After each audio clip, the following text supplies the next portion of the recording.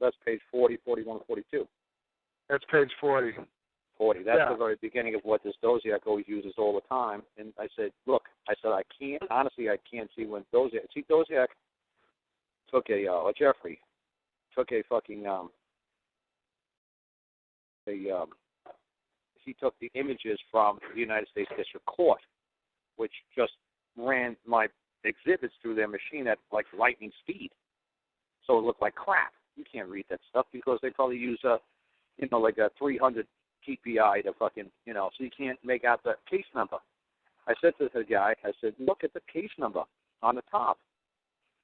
I said, and I'll give you as many documents as you want pertaining to my Charles Cole, that his case number is not that. That is a case number of another family called the Andersons. And I said, if there's a way for you to find out if this case number belongs to the Andersons, if you could call up social services and say, oh, I'm Scott Anderson's brother, and I was thinking about, can Brittany come live with me? And they'll say, do you have a case number there? Here's the case number, blah, blah, blah, blah, blah, blah.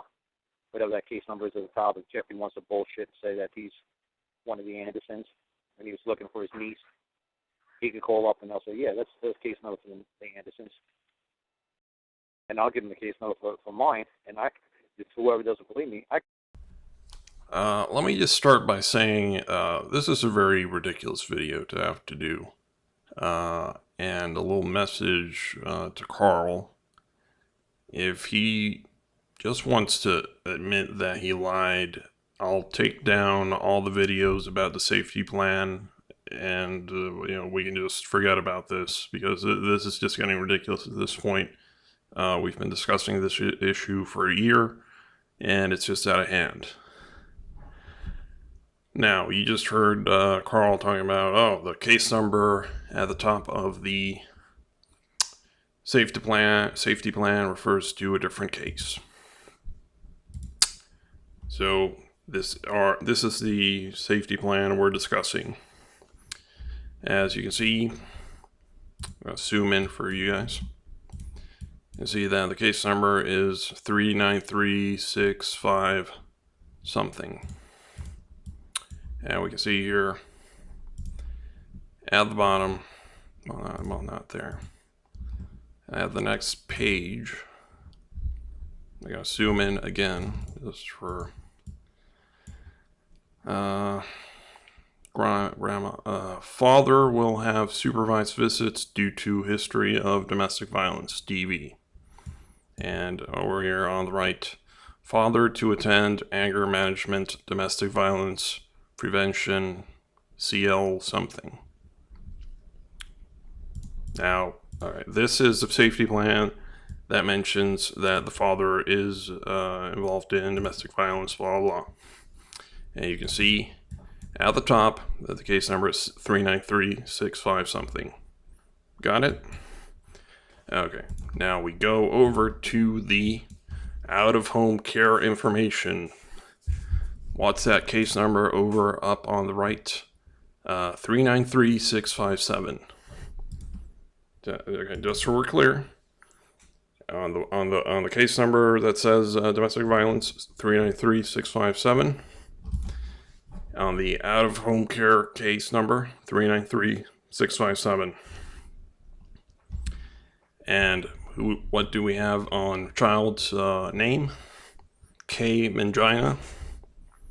And we can, and incredibly, we can also see father's history of domestic violence listed right here. And what else?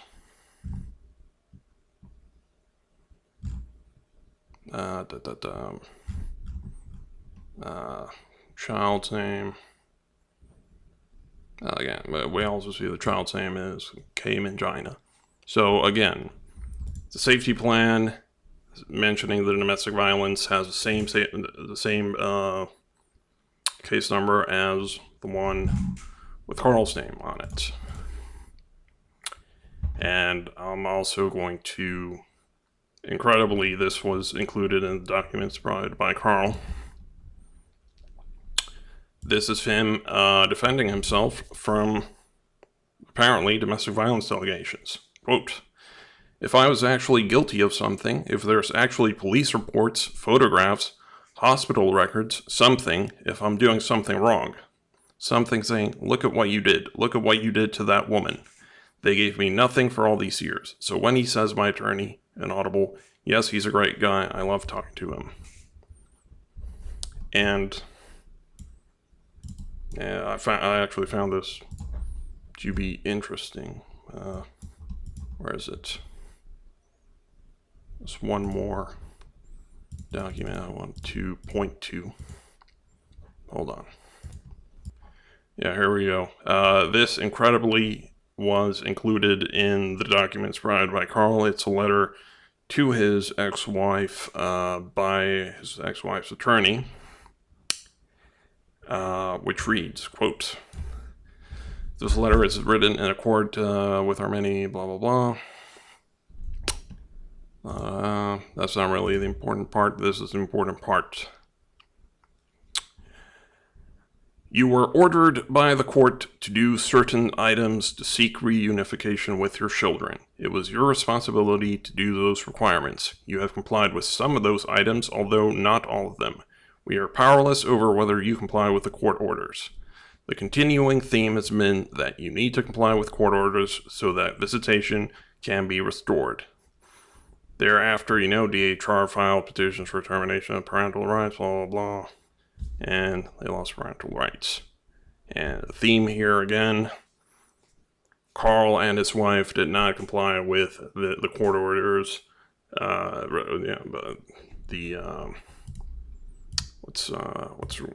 was listed in the safety plan? Karl getting domestic violence prevention classes, the mom getting alcohol treatment and psychological treatment for depression, blah, blah, blah.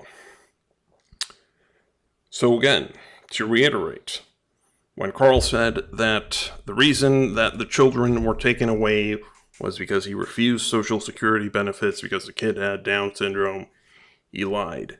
As we can see directly in the safety plan, the reason the children were taken away was because there were allegations of domestic violence of Karl towards Mary.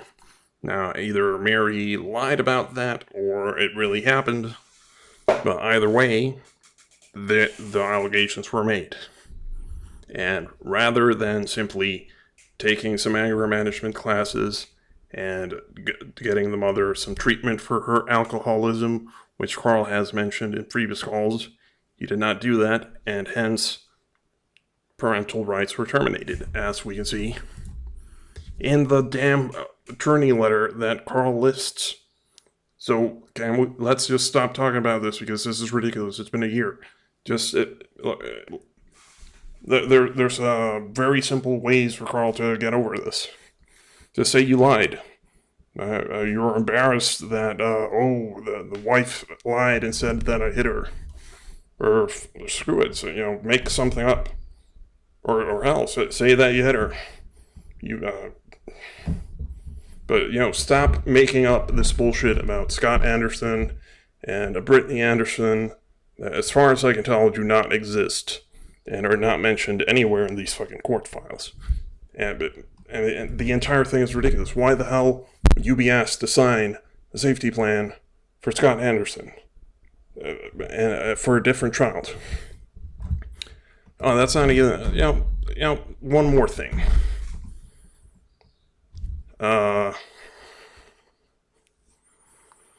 Where was it? Karl also mentioned the letter to the attorney cites a dependency filing case, dependency hearing in March 2002. And in Karl's own documents, the dependency petition was on August 24th, 2001, about 2 weeks after the kid was born. He was found to be dependent. That's why he lost visitation. There was nothing about an agreement. They don't need an agreement the moment after there's a fucking dependency determination. So, this is over. This is over. I'm sorry, but Karl lied.